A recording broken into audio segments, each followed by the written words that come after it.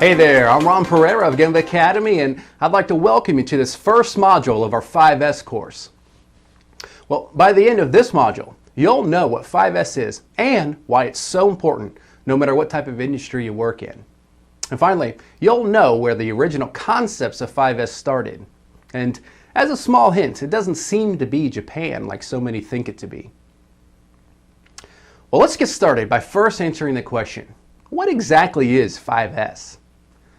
Well, formally defined, 5S is a method of creating a clean and orderly workplace that exposes waste and makes abnormalities immediately visible. As an aside, this particular image has an interesting story behind it. The man on his hands and knees polishing the floor just happens to be the president of this manufacturing company. You see, at this company, nearly all employees, including senior management, come to work 30 minutes early every day in order to clean and tidy things up. Oh, and one other small fact, these 30 minutes are unpaid and completely voluntary. But as it turns out, 5S is so ingrained into this company's culture that nearly all employees partake in this early morning routine. Now, with this said, while cleaning is an extremely important part of 5S, it must be said that 5S is far more than a housekeeping initiative, like so many confuse it to be. You see, as we learned earlier, one of the main purposes of 5S is to be able to identify abnormalities. In other words, if the place we work in is an unorganized mess, chances are we'll rarely be able to spot when something's not right. But if we have things neat, clean, and tidy, we're far more likely to identify when something isn't right. Okay, well, now that we have a better understanding of what 5S is, let's learn about its origins. Well, when someone refers to 5S, they're generally referring to 5 Japanese words that start with S. But it would seem, contrary to what many people assume, the origins of 5S may not be Japanese after all. In fact, Henry Ford's Can-Do program, which stands for cleaning up, arranging, neatness, discipline, and ongoing improvement, seems to be the obvious precursor to what we call 5S today.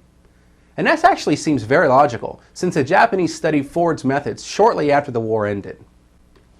But to be sure, the 5S we're focused on in this course, and in most lean manufacturing situations, is based on 5 Japanese words.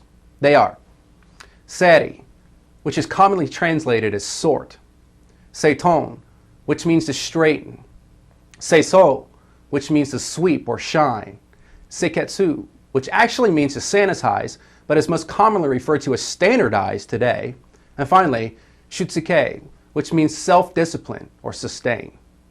Now, later in the module, we'll dive a bit deeper into each of these 5 steps. But before then, let's spend some time talking about why 5S is so important, no matter if you work in a machine shop or a hospital. Well, the first reason 5S is so important is its impact on safety. There can be no debating the fact that a cluttered and chaotic work area is often an unsafe work area. Well, 5S at its core should always focus on creating and maintaining an organized and safe workplace. The second reason 5S is so important is that it helps us identify and eliminate waste, or muda. Now, most people are amazed at how much more productive they are once their work area is decluttered, cleaned, and organized. Again, these people I'm referring to could be a machine shop operator, or an accountant who sits behind a desk all day, or even a nurse who works 12 long hours each night and just wants things to be in their place when they need them. The third reason 5S is so beneficial is the fact that it's low cost and very high impact. You don't need to spend a lot of money to improve 5S. In fact, you could very well make some money if you sell items you no longer use or need. Next, done correctly, 5S gets everyone in the company involved. It doesn't matter if you wear a suit and a tie or a hard hat. 5S knows no boundary. So it's the perfect opportunity to bring folks that wouldn't normally interact with one another together. To be sure, this type of collaboration makes companies much stronger.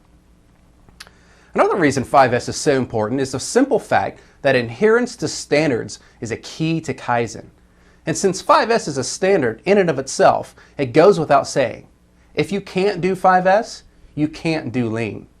In fact, 5S is a key building block for most of the lean tools and concepts used today, such as one-piece flow, total productive maintenance, and single-minute exchange of dies. As they say, without 5S, you can indeed forget the rest. Okay, well, now that we have a better understanding of why 5S is so important, let's discuss each step of the process. But before then, let me just say that in the coming modules of this course, we're going to explain exactly how to go about executing each of these steps in your workplace. Well, the first step is sort. This step basically challenges us to get rid of the things we don't need or use. Now, this can be a very hard step for some people since they like to keep everything they've ever come in contact with. But this type of hoarding attitude only leads to clutter and disorganization. So, if we don't need it, we need to get rid of it. Well, to help facilitate the sort process, Lean practitioners often use red tags, similar to the ones shown in this picture. Well, rest assured, we'll be covering everything you need to know about red tagging in a coming module, since while it's not a complicated concept, there are many traps that you need to know about. Well, the second step is straighten. So, once we've cleared out all the items we don't need, we need to straighten up what's left. Well, the mantra of a place for everything and everything in its place fits this step perfectly. Well, here's an example of a nicely straightened toolbox. If a screwdriver were missing from the top of it, it would be obvious to the owner of the toolbox, giving them an opportunity to find it or replace it before he or she actually needed it to repair or work on something. The third step is sweep. This step is also often referred to as shine. This is probably the most misunderstood step of all, since most assume this step simply means to grab a broom and clean up. And while good old-fashioned sweeping is definitely important, this step is far more than just cleaning. You see, the main principle behind this step is to clean to inspect.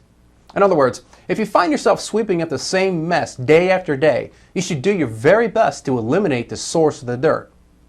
Here's an example of sweeping in action. As it turns out, in this example, the sources of the dirt and grime were attacked as part of a total productive maintenance Kaizen event, further demonstrating how 5S and other lean principles are tied at the hip. Well, the fourth step is standardize. This step is focused on creating standards so abnormalities are easily recognized. Things like checklists and audits are very helpful. Also, some companies even engage in corporate 5S competitions where the monthly winner gets to hold the local 5S trophy for the month, while the last place team gets the opportunity to partake in a brown bag lunch with the general manager of the facility as they explain their plan to improve. Now, if you look closely at the picture of our president scrubbing the floor, you can see many examples of standardization in place. Notice the blue tape on the floor. This is used to ensure the tables are put back into the correct location. Also, look at the sign under the mirror. Since this particular plant is in Japan, it's customary to remove your street shoes. As such, they've made it pretty clear where your shoes are supposed to be placed. Now, if you happen to be watching this video with a group, I'd like to welcome you to pause the video in order to discuss what you see in this picture. Do you think this level of standardization would work in your company? You might want to take some time and discuss this as a group.